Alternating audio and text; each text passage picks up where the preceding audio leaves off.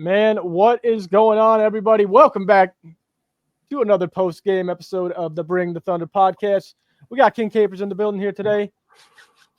Man, Thunder pick up a much-needed, ugly-ass win, 92-87 in Denver in Game 4. Man, I don't even know what to say. Shai got back to, he looked real good early in the first quarter. And then the second half, he was kind of like, I think he made like 2 field goals, maybe 1, but he hit some free throws. He got to the line. J-Dub shot like shit today, 10 points on 2 of 13, but honestly, he played well. I don't know how to explain that. Like, he could affect the game in so many different ways, especially defensively. Like, he got to the line. He had 6 free throws, made all of his free throws, made the 2 at the end to put the game out of range for Denver because they were trying to give Denver every call down the stretch. Yes, keep them in there. No, don't even keep going on that right man, now. Hartenstein was fantastic. 14 rebounds today, and one alley-oop was unbelievable. And I want to shout out Alex Caruso, Casey Wallace, and Aaron Wiggins.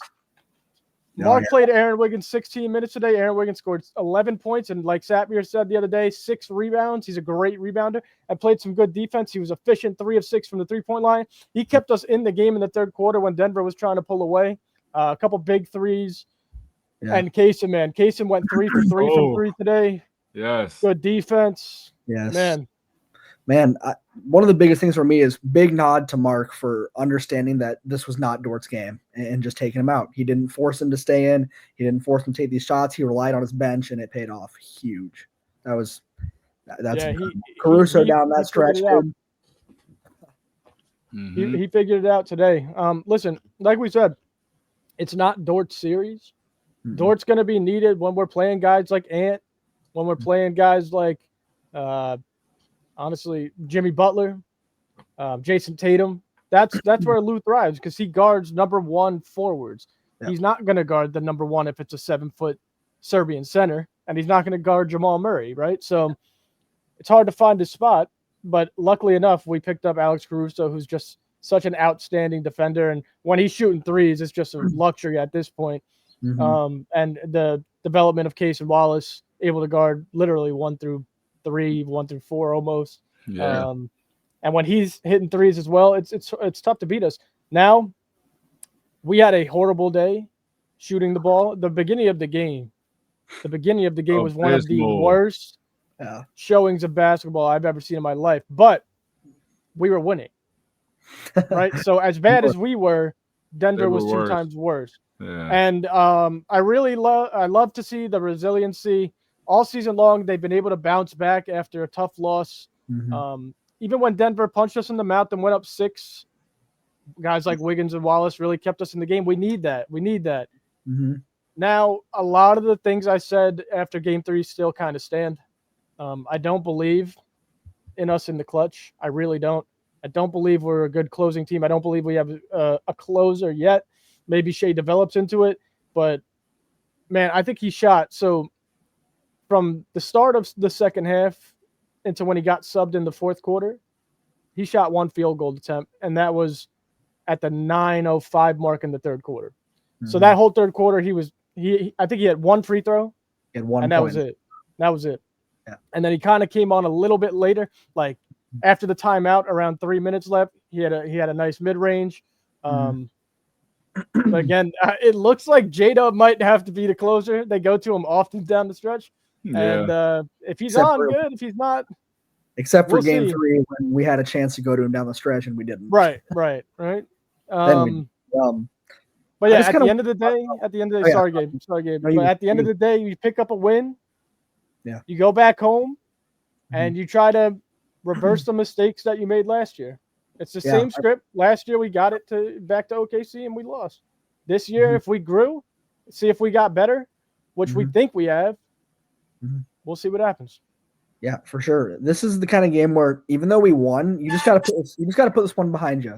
It was just not our game. It was not their game. And if we play a fraction of as bad as we did for parts of this game, we won't win the series because I promise you, Denver will not play this bad again.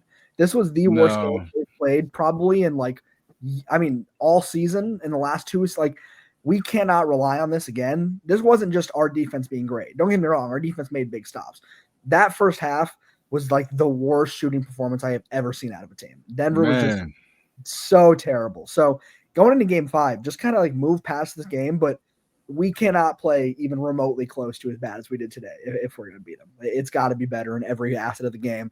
J-Dub's got to show up. Lou Dort's got to – I know we said it's not a series. He's got to be more liable, and if he is shooting bad, he cannot be shooting 10 threes a game if he's playing that bad, because at that point, it's just hurting us. Like, I get shooting out of a slump, but you got to at some point recognize I'm not hitting them, bro. Like, I don't know. It'll be interesting to see how he comes out the next game, if this really isn't his series or if he'll, come around the corner at some point. That's what I'll say, bro. The top of that fourth quarter, you guys don't understand how huge that was, bro. With Williams hitting the 3, Wallace hitting the 3, Wiggins hitting the 3, getting us back in the game. I don't know if that got us up 1 or down 1, the top of that fourth quarter was crazy, bro. So important. And another thing, I'll take it back a couple of years. I'm so glad we drafted Kason Wallace and not Grady Dick, bro. Because if you remember when we was building the team, we needed shooting. Yeah. And I wanted Grady Dick so bad. Thank God we got Kason Wallace, bro. Yeah. Wallace is a dog. Kason's a dog. And he was balling tonight. People forget we traded for Kason. We actually traded away Lively for Kason. So works out in our favor. I believe that Hartenstein's a better player than Lively, and obviously we know what Chet is when he's on. Can I ask you guys a question? Yeah, go on. I was watching this game, and Jets, when I thought I was out, they pulled me back in, but the threes, dude, I mean, we can't get away from it. I don't even care that they're missing, right? You could have a couple games where you're missing threes. Why do we continue to shoot 40-plus threes a game if we're going to we made 10 threes today. Yeah. We made 10 threes today. Shai at the end of the game, again, minute and a half left. God. He gets 2 possessions. First, he shoots a 3. We get the offensive board. I'm like, all right, bet. Go to the rim. Step back. Yep, you're in the bonus. You're in the bonus. Bro, in the bonus. Step back 3. And then one more time, we're trying to dribble out the clock. He goes under the rim, dribbles out to the 3-point line, shoots it again. Yeah, no, it's killing me. I've never been one to say this, but I'm buying into it now. Stephen Curry ruined this league. This is what I'll say, bro. On God, bro, he ruined that. That is crazy. But to your first question though, that's what their zone defense is calling for, bro. Yeah, no, the Nuggets, how you beat zone, you shoot it. You got to shoot them out of the zone. Or you put somebody in the middle of the zone. That's what they do. We continue not to do it. They put somebody in the middle. Somebody, Hartenstein, Chet be in the middle. Kason, Shai was in the middle. It's like 1 out of every 5 trips down the court. They put someone in the middle. The 4 others, we set a high ball screen and we just go. Yeah, it's like, bro.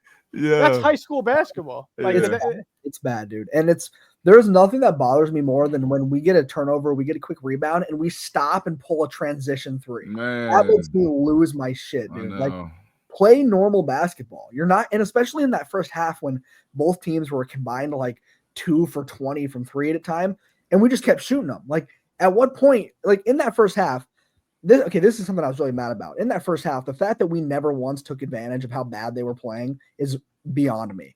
It should have been a 20-point game, bro. Definitely should have. It should, and the reason it wasn't is because instead of taking advantage of like them being bad and just playing normally, we just kept shooting threes. Like, at some point, you have to, like, honestly, I don't want to put the blame on like only Shai or something, but as a team leader, like, you've got to get the team to understand, like, if the coach isn't going to make the change, we have to.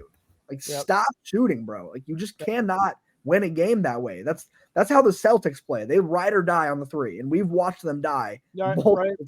I'm literally screaming that on my TV, like, what are we, the Celtics, and we can't shoot? But I got a question for you, Gabe, right? Because I completely agree that Denver probably won't play this bad again in this series. Right.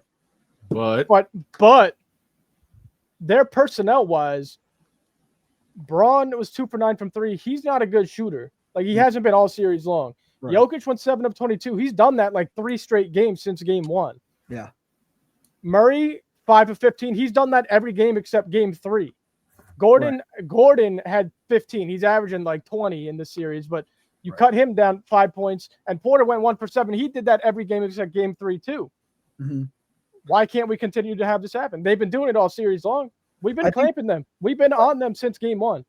I definitely think obviously we can expect our defense to keep them in that lower range, not scoring as much. But the start that they had with that first half is more so what I'm talking about, because they're not going to have that bad of a half again. Instead, it might be stretched across all 4 quarters. But when you have one whole half where a team is playing that bad, and if you can't rise to the occasion and actually like take advantage of that lead, you're not looking good. Like the fact that we won this game is crazy because we should have had a lead bigger than that. But I guess I'm more so saying that I wouldn't expect a half like that out of them because yeah, like you said, they still did good. But the other thing I'm thinking is MPJ. I know he's inconsistent, but like you have to count on the fact that he's streaky. As in next game he could do what he did last game and hit 5 for 5 from 3. Russ had a terrible game. Horrible game. Are we ready to say that Westbrook's just like 10 times better in Oklahoma City? Like, he's coming back with at least 15 points in game 5. Yeah, no, but that's what I mean. That's another example of like when I'm saying we can't expect this again. I'm not expecting Russ to shoot 2 for 12 and 2 for 9 from 3 again. I'm not expecting MPJ to have 3 points. Like, you just can't count on them playing this bad all around. But I agree with you, Joe. I'm not going to discount our defense and say that our defense can't force them into playing bad because we absolutely can. We've done it. But there's just times where our defense has let us down this series as well, leaving Aaron Gordon open twice to take the lead and then to tie. I mean, our defense has not been what it could be. Now, if it plays the way it has in the regular season, there's no reason we shouldn't win the series. Right. But I'm just saying that I don't expect Denver to have this bad of a performance all around for the rest of the series. I don't expect us to have this bad of a performance. No, me neither. This is the worst we could have played. Another question. Well, this is more of a comment, and I want you guys to get back at me. Call me crazy. I think the Denver Nuggets, like 90% rely on Jamal Murray. If Jamal Murray is scoring 25 plus and he's in a rhythm and he's not going 5 for 15, they are like unbeatable. Like we've seen playoff Jamal Murray, he steps up and he's outstanding. Like he dominated all the way to the on their finals run. He brought them there. Jokic needs Murray to really pick it up because Jokic is getting 4 bodies on him at all times. So he's not going to have a great field goal percentage no matter what. Yeah, he might shoot 14 free throws per game. Hopefully we get that number down. Yeah. But if we keep Murray to 6 of 13, 5 of 15, we got him 6 of 19 one game, they should not be beating us. They should not be beating us, especially going back to home.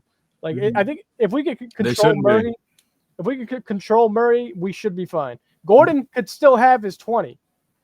But if you can control Murray and the rest, that's the way to beat these guys. Yeah, I don't remember the exact stat, so I don't want to get it wrong here, but it was something like in the playoffs, games where Jokic has shot his lowest field goal percentage, they're 4-1. In games where he shot his highest field goal percentage, they're 1-4. That's a very telling stat because if Jokic can be on and they can still lose, like we've seen that happen on the team. But if Murray's on, you're in trouble because that's double the amount of power, which makes sense. I mean, if you have 2 guys dropping 20 plus, it's a big thing. So I don't necessarily think that they completely rely on him 90% of the time, but I think if he's not on, they have to rely on people like Westbrook off the bench to drop way more than what he's capable of, 15 plus every game. And that's hard. The odds of them winning a game if Murray's not playing good are significantly lower than the odds of them winning if Jokic isn't playing good. And that's the thing that benefits us because we're constantly going to have a Caruso, a Case and Wallace, a Lou Dort on him at all times. So he's not going to have any breathing room. He won them that overtime the other day in game 3. He did, bro. That end of the fourth quarter into overtime, he won that game because he's nice in the playoffs, bro. But if we consistently apply pressure with our defenders, there is no way we shouldn't win game 5 at home. I'm not going to say the rest of the series, but game 5 at home, there's no way we shouldn't win that game. Absolutely. No way. Sapir, get in here. Kaysen played 23 minutes. Aaron Wiggins played not a great amount of minutes, but 16 and a really efficient and effective amount of minutes. You were calling for that the other day. What's going on? Yeah, man. I've been kind of asking for this for a while, especially for this series. It's just like you should know your personnel, and feels like it was pretty obvious. I wasn't worried. Like we make a couple of those adjustments, win challenges, play the right players. we should be winning this series regardless, and we'll probably end up winning the series as most people had predicted. It just took a little bit longer for us to figure it out. And I think Shai said it best in his press game, like post-game presser, that each game we're getting better. So, and that's what I'm seeing from the guys. They're understanding how to beat this team. It just, we're going against a championship level team. You're not going to just figure out how to beat a team like this that's taken out the Lakers, taken out so many major level teams, like huge players.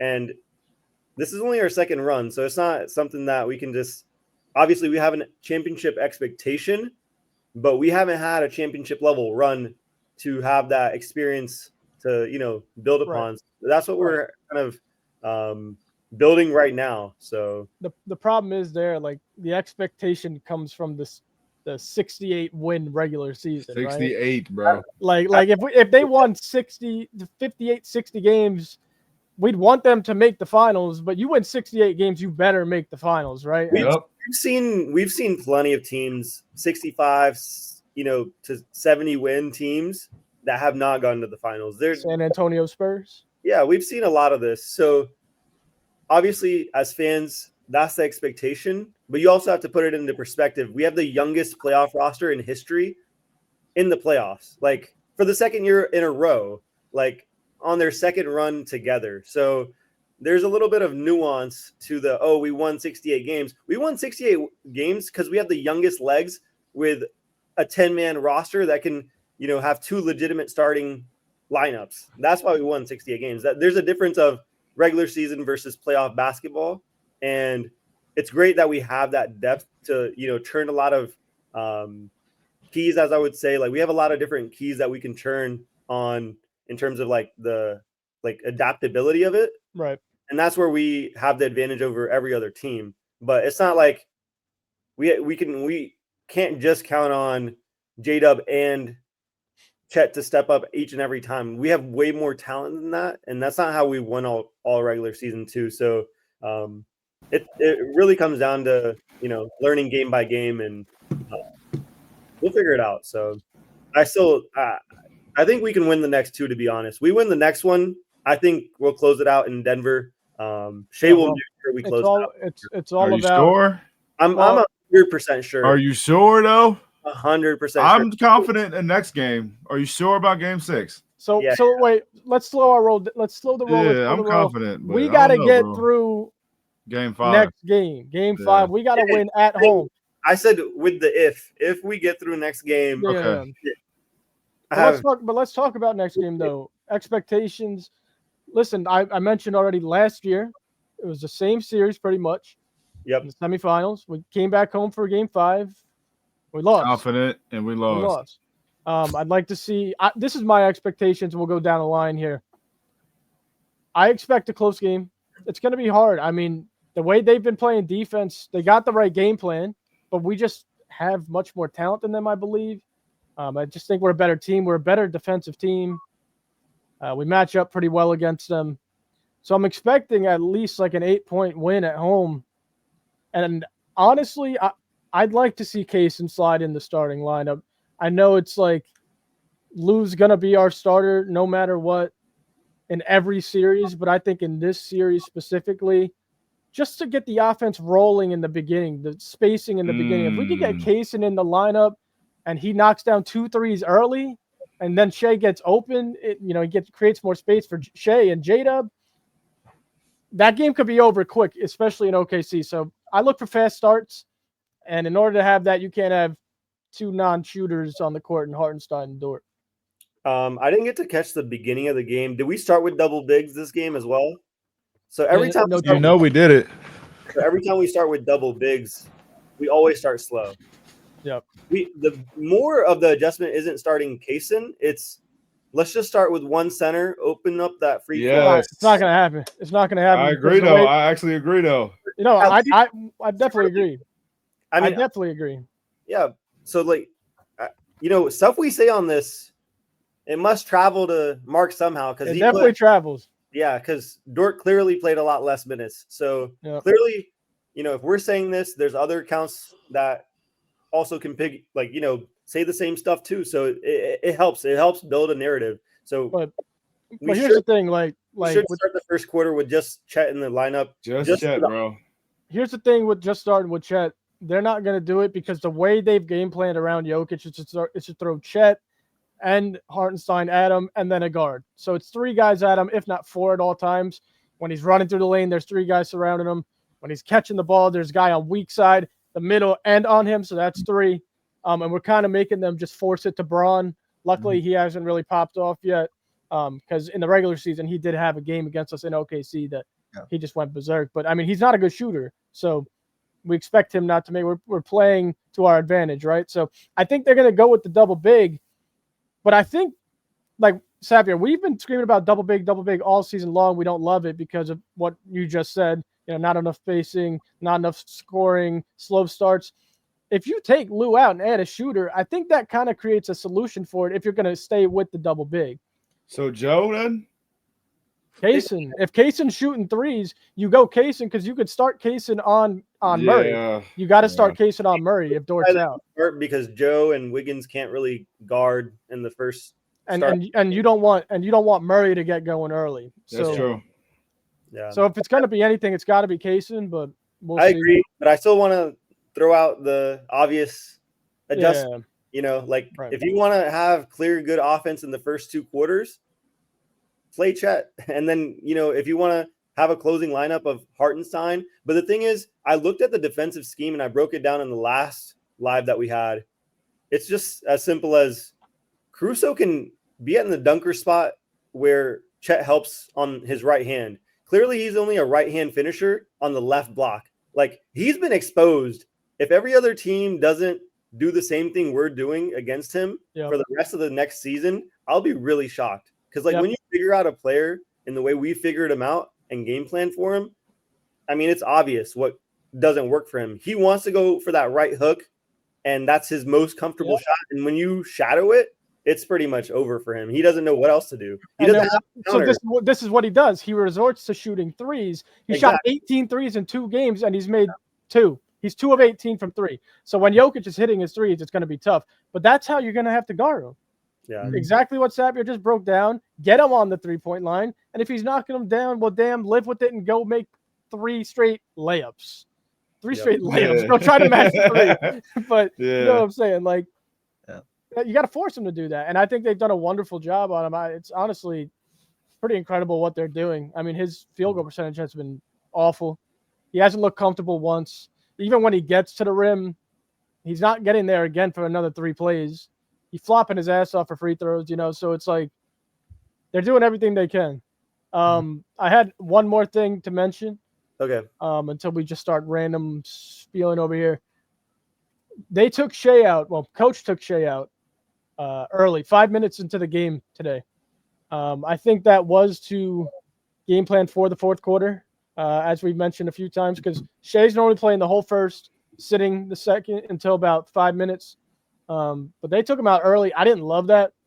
I still think it's playoffs. This is a game where you needed to win. If you lose this game, you're definitely going to lose the series. Well, most likely anyway.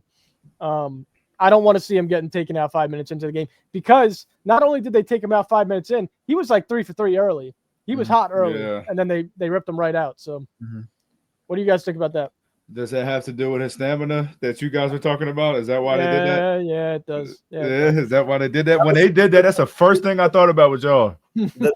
One of the other things that we said was, you know, sitting him early can really help out for the fourth quarters, because that's when he's exhausted, and that's why he throws up those, you know, side hook shots, whatever you want to call them, where he doesn't actually make a shot because his legs are so done by that point. And that's what happens in the first quarter, is because he gets ran through the ground because he needs to carry the offense because there's a double big lineup. It's all connected into like why we're losing those 2 other games. And there's still like small adjustments we can still make. And that's why I'm saying, like, we win the next game, we make a couple more adjustments. Yep. Specifically, it's thing right now. It's like, so crazy. We can, first of all, this, you know, playoffs is a learning experience. We can't just sit here and say we should be 3-0, whatever. Like, yeah, we can say that, but that's not how things went down. So we're in it's over. But the next 2 games, next 3 games, however it goes, they need to lock in on these adjustments. They can't forget, oh, we need to rest Shai a little bit so he's ready for the 4th. Oh, maybe we should get the offense rolling and have Isaiah Joe come in early off the bench. Wiggins. Another thing about these adjustments that Xavier and I was screaming on this podcast the other night. I was like, I started off calm. I was like, damn, we lost. And the more I started saying things that happened during the game, the louder I got and the more upset I got. But I said this, if you guys could guess, don't look at the stat sheet real quick. Who had the highest plus minus on the team today? Well, Wiggins? Aaron motherfucking Wiggins. It's him. Every time he gets sufficient minutes, he's the highest plus minus. Every damn time. Yeah. He's a plus 14 today. He's a plus 14. Kaysen and Cruz are a plus 12, and the one starter is Isaiah Hartenstein with plus 9 and Chase plus 6. So, I mean, just get him in the game. Our bench is so much better than theirs, and we have to utilize our players. If you utilize these guys, they're going to score points for you, and you're going to go on runs. You're going to dominate their bench. You're going to dominate Westbrook and Peyton Watson. Like, they had 3 guys come off the bench today. Strawther was at the end of the game for 5 minutes. Peyton Watson had 9 non-factor, and Westbrook played 27. He fouled out. Yeah. That's it. Run these guys into the dirt when they throw in 2 of their guys. Like, put Wiggins in and just let him ball. Let him ball because he's still the 3rd best scorer on this team, no matter what anyone says. A pure scorer, he could hoop. That's it. Get him in. Yeah. Him. And he's so confident, too. He's so confident. I've got 2 other adjustments we can make. One I thought about last night. I'm over here thinking about the game, and I'm like, did AJ Mitchell play in this game? And I'm like, holy shit, he didn't play, and he didn't play today either. If he doesn't get minutes, at least 10 minutes for when Shai's out of the game for playmaking, like, that's an easy plus minus win. And just in general, like, he's just such a good basketball player that he provides rebounding, defense, assists, I love AJ Mitchell. Playmaking. He provides you everything that you need. That's another thing that, like, just stood out to me so much. Like, he's another player that should be getting minutes. And the other second adjustment that I was going to mention was we can pull down a couple, like, Hartenstein played 33 minutes, and this is just a small thing, but J-Will can, pull in like a 2 or 3 extra minutes from Chet and Hartenstein just on Jokic. When Jokic is in, those hard fouls. If he gets like 5 fouls or 6 fouls in a game, great. That's awesome. It's perfect. He had 5 today, and they were all great fouls. Yeah. Great foul. That slows down Jokic. By the end of the game, he's already exhausted from a 7-game series. You put a guy like J-Will that's not even budging on back downs, you're going to get tired. You're eventually going to get tired. So I think that's those are the 2 adjustments that I want to see us go home. And for the next 3 games, like, AJ needs minutes. I don't know how I can get in Mark's ear about this. Please, Mark, please, whoever's listening, if there's another reporter here, 10 minutes, just ask one question about why AJ's not playing, because the minutes that he did play in that blowout win, he was cooking them. He's fine. AJ is dope. AJ is a really good player. They're probably just not confident in him enough yet. Yeah, I mean, he's a rookie. He's a rookie. He didn't get any time during the regular season because he was out. He was out 70% of the season. So to throw him in the game like this is tough. Kingston as a rookie in the Mavericks series absolutely was cooking. So I wanted to bring that up. Kaysen did the same thing he did last year today. The same exact thing. I think he did a little bit more last year, but it's the same exact game on the road, game 4, down 2-1. Kaysen Wallace steps up huge. I mean, this guy is unbelievable, dude. He's so good. When he's shooting the ball well, he shot the ball well all last season. This year he's been on and off, especially at an injury, in and out of the starting lineup, in and out of, am I playing 20 minutes? Am I playing 13? Mark gets a little confused sometimes.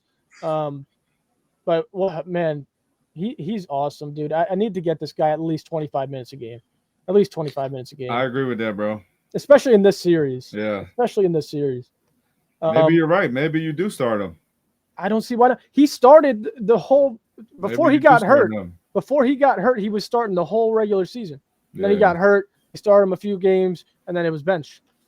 I don't know. A couple other stats real quick. Won the rebounding game today, 55-49, 15 offensive boards to 12. So didn't get out rebounded as badly as we did the other night. Personal fouls were pretty much close. We had 26. They had 23. 3 of ours came in the last minute. They were trying to give Denver an extra push to get back in the game. Yes, they were. Free throws. So here's the thing with free throws. If OKC loses the free throw attempt game 36-26, I'm okay with that because, to be honest, we're not going to the rim as much as Denver is. We're not.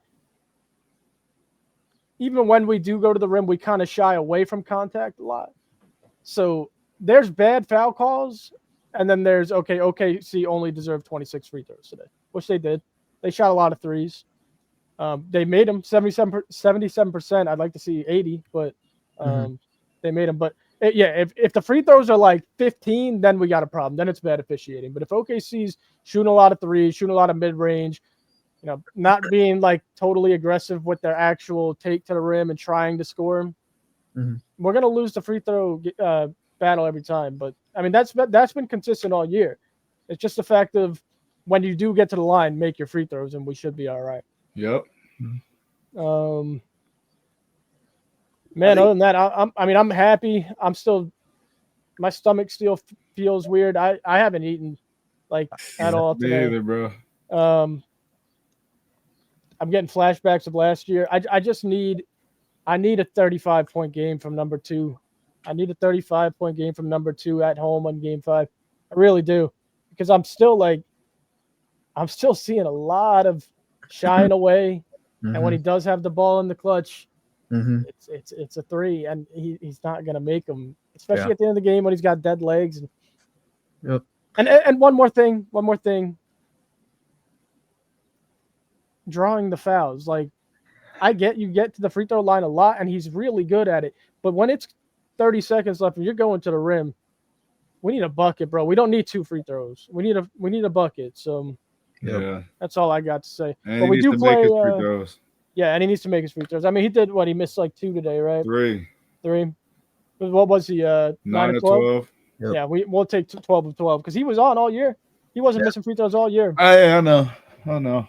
It's a different game, though, the playoffs. It's a different game. A lot of energy being used, and shit goes crazy. That's where the best players, make their names, right? So Shai's got to be there. But, yeah, series tied, going back to OKC on Tuesday. So, again, we only get 1 day off. All these damn teams getting 2 days for flying, 2 days between their home games. I don't understand it, but we just got to keep going. Chet said he got interviewed during the first quarter. He was like, yeah, this is pretty much like the closest thing you could get to a back-to-back in the playoffs. Because it was 36 hours after an overtime game. And it's ridiculous.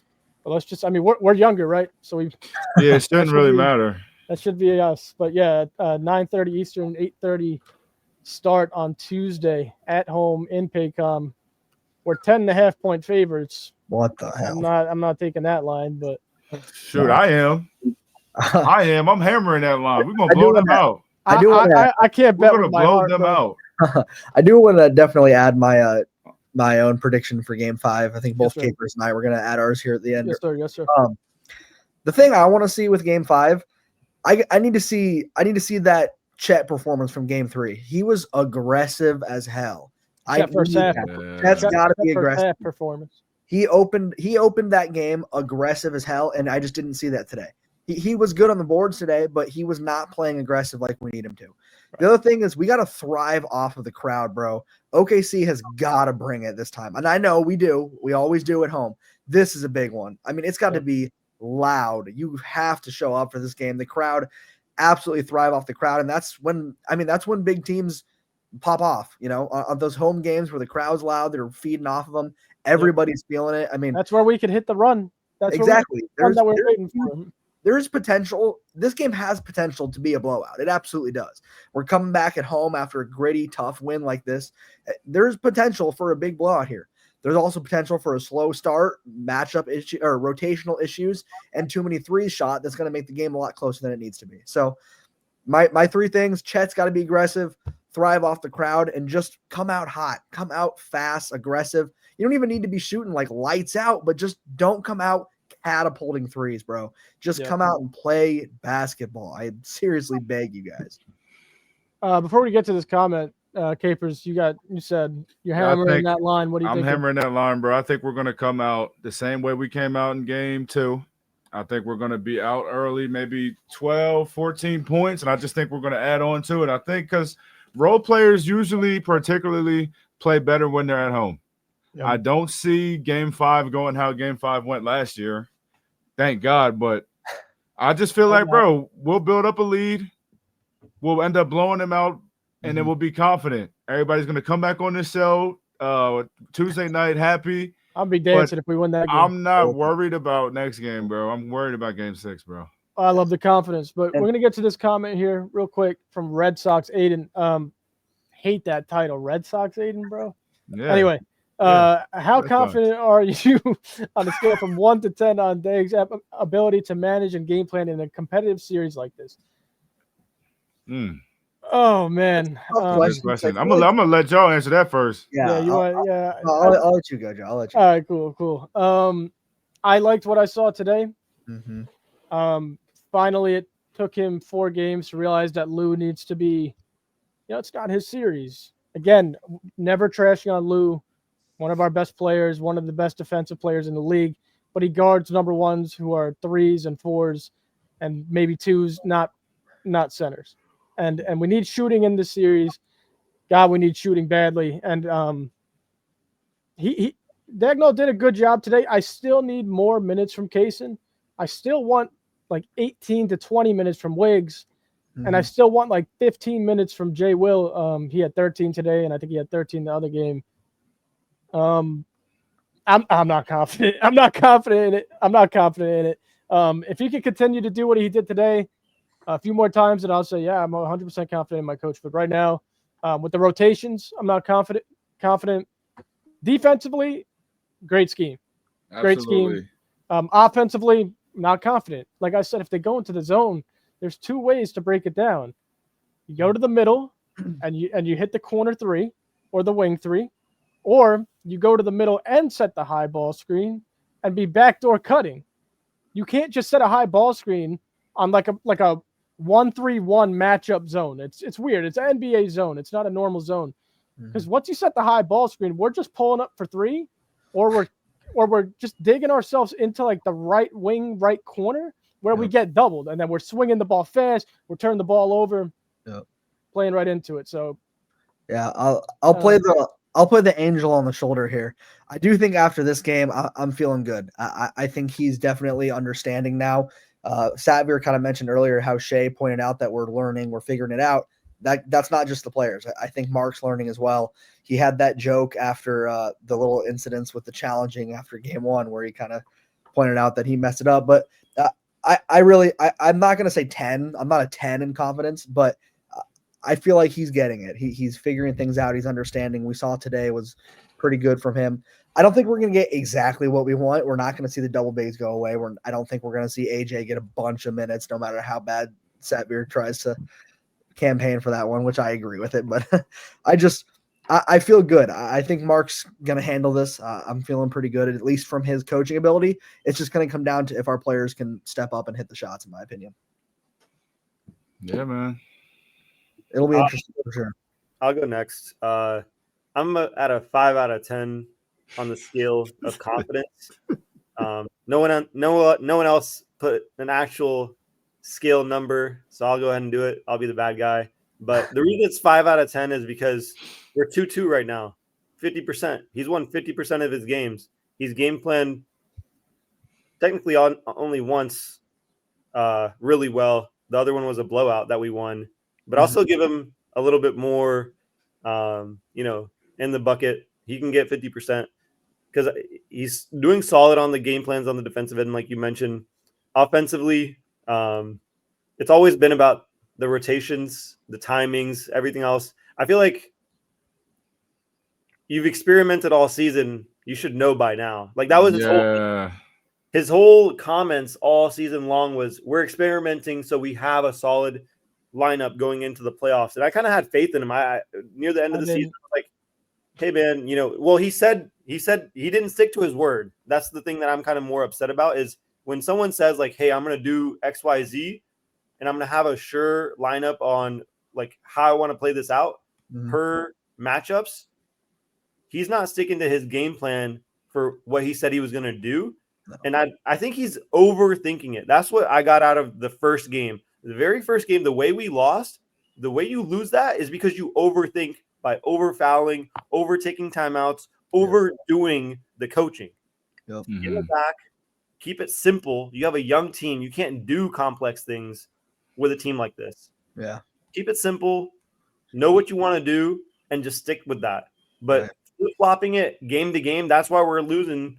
We're at two out of 2 when we shouldn't be, right? So he still has, a chance to obviously increase the score as the series goes on and as the playoffs go on, because he's learning. But right now, the rest of the series will tell a lot, for the next 2 or 3 games.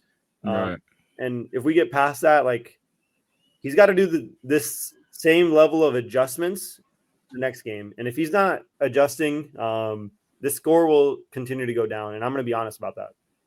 I'll say 6.5. But before I even get to that, let me ask you guys this question about Coach, right? So when Aaron Gordon banked in that 3 with 1.8 left, did you guys like that timeout?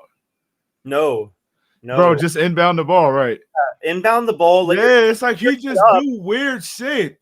Yeah, like I don't know why he's stupid. Go ahead, bro. The craziest timeout. We have 20 seconds. Yeah, I know. I'm not going to lie. How do you take a timeout with 20 seconds? Let it get down to 10 seconds. Let Shai get up the court. They have foul. That's why bro. I'm not gonna lie. I actually agreed. We could have lost off of that. I actually agreed with the timeout today. At 1.8? Yeah. Because hear me out. They banked in that 3. We're up by 3 points. Yeah. You called the timeout. Denver's out of timeouts, by the way. No, they weren't. They had a timeout left. Oh, they had 1 timeout left. That's the problem. No, I don't think they did. No, they didn't. They didn't because we made the free throws. They were out of timeouts. They were out of timeouts. But listen, you don't want to inbound like that is the perfect timeout to me. You don't want to inbound the ball on Denver's offensive side of the court. Something goes wrong, ball goes up in the air, they catch it on 3-point line, we're in overtime. But you call the timeout. Yeah, hold on. You call the timeout to get it on our side to advance the ball, because in the NBA you advance the ball during timeouts, so your offensive side of the court. Mm-hmm. You get the ball in, you get the ball stolen, they have to throw it at full court anyway. And that you can't give them any chance to get a deflection and have a wide open 3. We've seen it twice with Aaron Gordon already this series. It's a smart ass timeout. There's no way you rush an inbounds pass and give them any type of chance. I'm not talking about the second timeout, the 1.8 one. I'm talking about the one he took at 20 seconds. No, that one I disagree. That one was dumb. Can push the ball to the court. It's the same thing he did in game 1. Let your players take time off the clock. He could have easily done that. It's like he got training wheels on them, bro. Yes. Well, that's what Savio was saying. Late in games. That's what Savio was saying with training wheels. With the over coaching, over trying to do a lot of things. But with the 1.8, he made an excellent decision. You know what it is? You know what it is?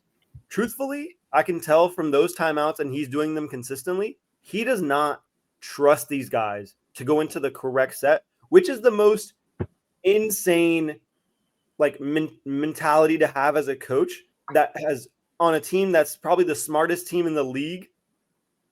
Like, I've never seen a team win 68 games. Like, Coach Pop is not calling timeouts because he doesn't trust his team after they've won 68 games. Why the heck Mark Dagnall doing that? Well, if you remember the presser, he said he didn't do a good job getting them set up late in games. Remember when he said that after game 3? I'm gonna be fully honest. Yeah, I'm gonna be fully honest. I'm not gonna argue with Mark today about getting them set because they've looked like shit. They've looked like shit in game 3 and at the end of game 1 and down the stretch. So if you need to put the training wheels back on and just to get the pedals going again, and then let them go. At least for a game that's this close. But Savio was kind of talking about it earlier with this young team. You just got to let them play, bro. Like, you just have to let them play. That's when we've been the best this season, is when we're just playing. Like, just overthinking it's the perfect way to put it. In that first game, like you said, Savio, that absolutely showed it. In what world are you not going to trust all season long, we have been a historically good defense. In that game 1, you're not going to trust your historically good defense to play defense for 10 seconds. And instead, you're going to just force a foul and go from there and rely on your 3-point. Like he's not trusting his players to just play basketball. He thinks it's like to me when you think of the term like somebody's book smart but not street smart. Yeah. He's so by the books. He's so in his head that he's like, it has to be perfectly played, it has to be perfectly set up. No, stop that. Just let them play, bro. Like, let them get it done. But like, I agree with what you're saying, Joe. In a game like today, shit, maybe we do need to chill out and sit down and like draw up exactly how this is going to work. But overall, it that has been a problem. It's what Capers was saying too, the training wheels. Like he's so caught up on having to draw up the play. And it's like, your guys are smart enough. Shai can run the play. He can run the ball. If you can't trust the MVP of the league to let's freaking have you seen him? Have you seen the MVP of the league lately? Like, no. and look what Denver's like Paul doing. George. Sorry, I didn't want to say that today. But Look what Denver's doing. Jokic is coaching the team. Yeah, right. I know that's different. Here's another outlook. They trust him. Here's another outlook I have on it too. Someone said Popovich isn't going to call time. He is going to call timeout. I promise you, he's not. The defending world champion Boston Celtics in Game 2 at home did not call timeout, or Game 1, one of them, and they screwed up. Oh yeah, and they screwed up. I think for a team as young as we are, if it comes down to it, perfect example. There was 3 minutes left. We called timeout. We got our set. We got Shai on the right side wing, like towards the baseline. Post up, bucket. Easy 2 points. Let's start going again. It's certain plays like that where the time he's making good decisions to get an easy bucket, to calm him down. Like I hate the fact that some coaches just go like, if there's 8 seconds, you gotta go the full court to get a game winner or a game tire. I hate it. Drop the best play possible already in the half court set where you don't have to waste any time. So if you do need to get a shot off, you have enough time to try to get an offensive rebound and get the best shot possible. If you're rushing up the court and you're looking 4 different ways and you're trying to do it yourself and nobody's open, the game's over. Game's over. So there's certain times you call timeout. You can't waste. I know what his analytical brain is thinking on advancing the ball and having better chances to have better spacing and, game planning and whatnot. But the thing that he doesn't account for is the timeouts with the clock management. He hasn't figured out the clock management with the foul, like with the timeouts and the foul scenarios. I think he's still struggling on that end because with 20 seconds, you carry it up, then you take a timeout. You've already wasted 5 to 10 seconds, whatever. Now you take a timeout. That's fine. Now you're under 10 seconds. Each team only has one timeout each. Perfect, scenario to do the free throw battle. You don't do it at 20 seconds. That I completely agree with. That was miserable. That was miserable. But listen, we're 2-2. We're favored to win by 11. Yo, I got to ask Capers a question real quick. This isn't OKC related. Last night, I saw something that really rubbed me the wrong way in that Golden State game. Mm-hmm. There's about like 12 seconds left. Golden State was down by 8, and Draymond's yelling to the young players on the court, the line is 5.5. No way. Go shoot. I'll send it to you on IG. Like, it's clear as day. He's screaming at the players, the line is 5.5. Go shoot a 3. Because they could have dribbled the ball out because they lost no matter what. And then Kuminga shot that 3. And he made the 3. Are we going to allow that? Like, is that all right? Yo, you got to send me that. Right? I did not see that. And is that really on Draymond's mind in a playoff game? Dude, that feels like genuinely. Yo, that's insane. He told them to shoot. I'm going to send it to you right now. Okay, look at it after. But, bro, I was like, wow. We got to do something about that because there's so many questions you could ask about. Why is he focused on the line? Why is he telling him the line's 5.5? Go make the shot. Right. Well, that opens a whole world of legal questions too. Yeah, that's what I'm saying. That's what I'm saying. Like now you can interview him on it. But like the other thing that it kind of like blows my mind with that situation too is notice how none of us saw that until you mentioned it because the media just isn't talking about that. Like I was lucky. No one's pissed that I saw it, but that's insane, bro. Yeah, that's crazy, bro. Right now. But anyway, I think we can wrap up here, guys. Thank you to everyone who keeps keeps tuning in. It is 2-2. I said a lot of shit the other day. I still mean it. We all They did. still got to prove me wrong. We go back Tuesday, Game 5 in Paycom, 8:30 Central, 9:30 Eastern. And yeah, I guess I'll just leave it up with Thunder up, baby. Let's go. Let's go. Yes, sir.